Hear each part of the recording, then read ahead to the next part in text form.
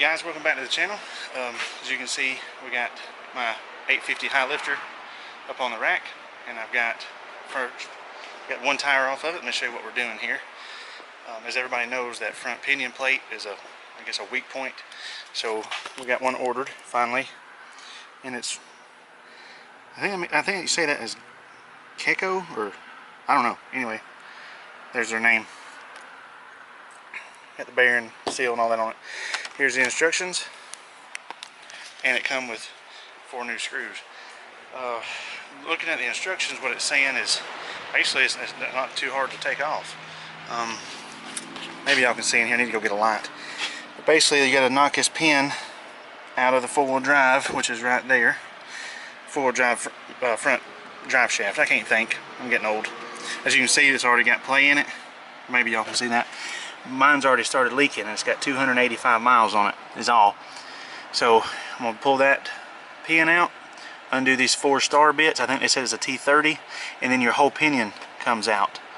But before I do that, I'm going to drain my front diff fluid, which is hard to see, but it's right there. Oh no, you can see it better. Camera focused. Drain it, and then we'll get that drive shaft off, get those 4 bolts out, and we'll pull it out and see what we got. Right now, while I'm getting everything set up, if y'all don't mind, go ahead and smash that subscribe button. Turn the little bell on so you'll be notified every time I upload a video. Like I've been saying in the past few videos, I'm getting back into it.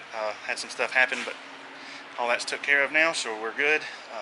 Just kind of wasn't in the mood to make YouTube videos for a little while, if that makes any sense. Anyway, so yeah, go ahead and smash that subscribe button, and I'm gonna get everything set up. We'll get to getting this off. We finally got that aggravating, why are you zoomed all the way in? Aggravating pin knocked out. Let me show you here. As you can see, the hole, there was a pain in the rear. I had to take an old push rod out of a motor and grind it down to make it work to where I can knock it out. And I've already got it unbolted, and I've already drained my fluid, which I showed y'all where the drain is. Now we'll just pull this out. Carefully remove that down so we don't get dirt on it. And dang sure don't want dirt in there. So I'm going to wipe it off and put a rag in it.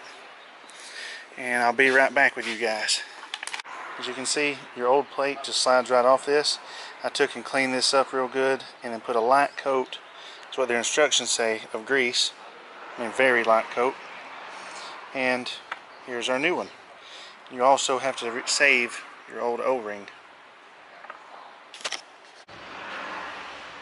you can see, the new one.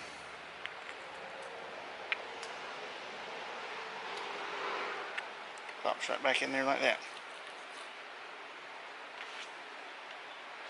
Just an O-ring.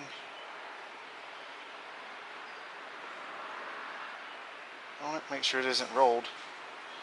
Just a square size looking O-ring. Make sure it's not rolled anywhere, because if it is, you'll just end up pinching your O-ring and then it won't seal. Maybe y'all can see that. Alright, now we're going to put it on. Come with 4 new bolts.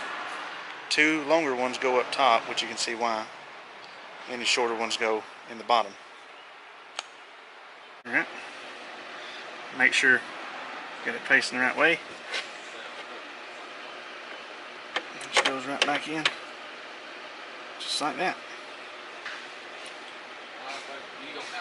And then put the longer screws up top and your shorter ones in the bottom.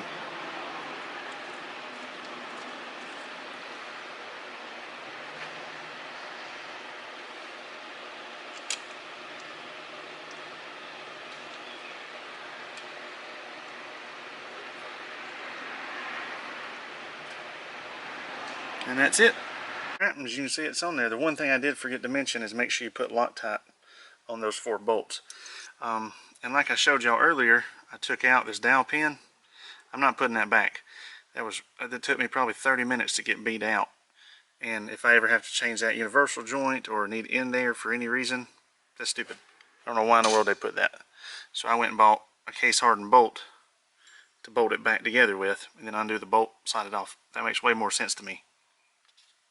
There we go, now the drive shaft's installed. You can see I went with a lock nut and a case hardened bolt. That's plenty of clearance, doesn't hit nothing. And now if I ever want to take that off, I ain't got to beat that bolt. I mean that dowel pin. All I got to do is get that off. So yeah, now the only thing that's left to do is that plug right there, fill it up with front end differential fluid, and that part's done. Alright guys, I guess this is where I'm going to end the video. I appreciate y'all watching. Maybe this will help somebody figure out how to put one on. I looked on YouTube and could not find a video on anybody that had done it while I was waiting on it to get shipped to me. I was just curious, you know, what it entailed to do. So maybe this will help somebody. I do know that that's one major weak point of these 850s and 1000s, so that's why I want to get it changed. It's a lot cheaper to replace that than it is your whole front diff, and then you're on the side of the trail too, or whatever. So yeah, like always, until next time, y'all have a good one.